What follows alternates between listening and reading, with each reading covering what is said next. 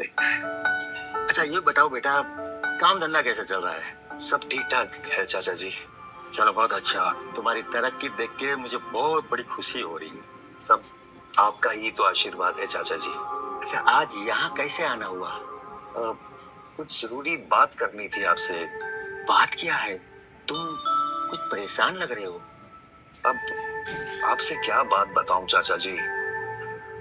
अंकुश चाहता है कि मैं शादी कर लूं। ये तो अच्छी बात है बेटा, तुम एकदम से सेटल हो गए हो तो तुम्हें शादी कर लेनी चाहिए। लेकिन चाचा जी मैं शादी नहीं करना चाहता हूँ और मुझे लगता है कि शायद मेरी वजह से अंकुश भी शादी करने से डर रहा है।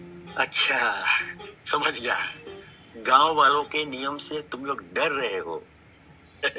अब क्या बताएं चाचा जी, अब इस गांव में रहते हैं तो यहाँ के रीति रिवाज तो मानने ही पड़ेंगे ना। लेकिन सच बोलूं तो मुझे ये रीत बिल्कुल पसंद नहीं है। तो तुम क्या चाहते हो? मैं चाहता हूँ कि बस अंकुश बिना किसी डर के अपना घर बसाए। गांव की रीत चाहे जो कुछ भी हो, लेकिन उससे डरने की कोई जरूरत ना हो।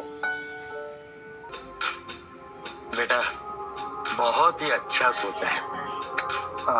लेकिन चाचा जी वो देखो बेटा, इस गांव की बहुत पुरानी रीत है, अगर एक घर में दो भाई रहते हैं तो बड़े भाई की इजाजत के बिना छोटा भाई शादी नहीं कर सकता। जब तक बड़ा भाई उसकी होने वाली पत्नी के साथ एक रात नहीं गुजारता ये रिश्ता नहीं होता, वरना छोटे भाई की जान पे खतरा बन जाता है। तो क्या इसका मतलब भैया भी? नहीं, जयदेव ने सोचा है कि तुम्हारी पत्नी उसके साथ जाएगी और ऐसा वैसा कुछ होगा नहीं उनके बीच में, और गांव वालों की रीत भी पूरी हो जाएगी।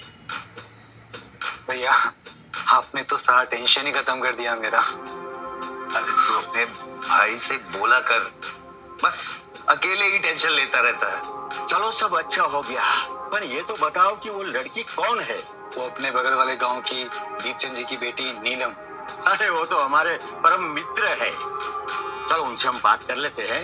वो ये सब गांव की रीत जानते हैं, बस जल्दी से ये रिश्ता तय कर लिया जाए ताकि शादी की तारीख निकाल सके।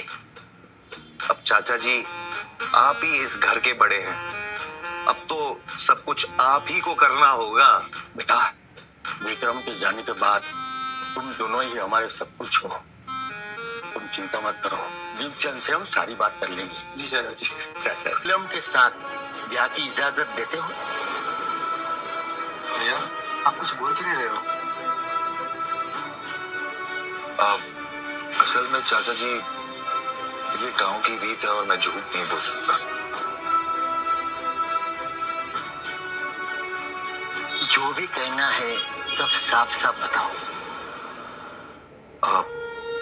चाचा जी वो क्या है कि कल रात को मेरी तबीयत ठीक नहीं थी और मैं नीलम के आने से पहले ही सो गया था और मैं गांव की रीत के हिसाब से किसी को धोखा नहीं दे सकता। भैया ये आप क्या बोल रहे हो? हाँ मैं सच कह रहा हूँ, कल नीलम के आने से पहले ही मैं सो गया था और मैं झूठ नहीं बोल सकता क्योंकि ये गांव की मान्यता के अनुसार इसका संबंध तेरी जिंदगी के साथ है और मैं तेरी जिंदगी के साथ कोई खिलवाड़ नहीं कर सकता।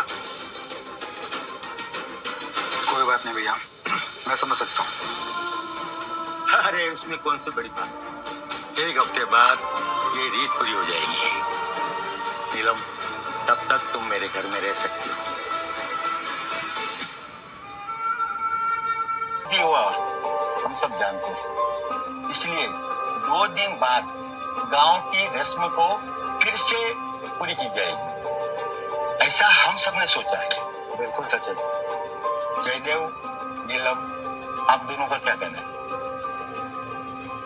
बाबूजी, एक बार जयदेव जी से भी पूछ लीजिए कि उनकी तबीयत अब कैसी है। नहीं अभी तबीयत ठीक है। हाँ, तंदुरुस्ती देखकर तो लग ही रहा है कि तबीयत ठीक है।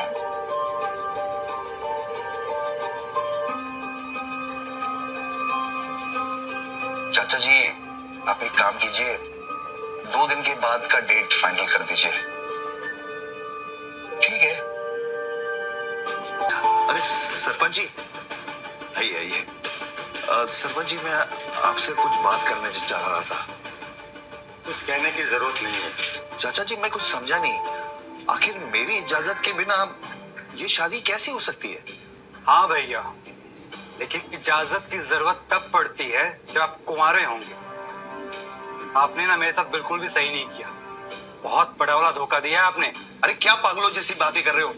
मैं कुंवारा ही तो हूँ। तुम्हारे हो लेकिन रहोगे नहीं। अरे ये चाचा जी, आप ये क्या बात कर रहे हैं? आपको किसने कह दिया कि मैं शादी करने जा रहा हूँ? गांव के नियम के मुताबिक कोई मर्द अगर किसी विधवा से संबंध बनाए तो उसे उसके साथ शादी करनी पड़ती है, और तुमने मेरी विधवा बहू के साथ संबंध बनाए। आपको ये पट्टी किसने पढ़ाई?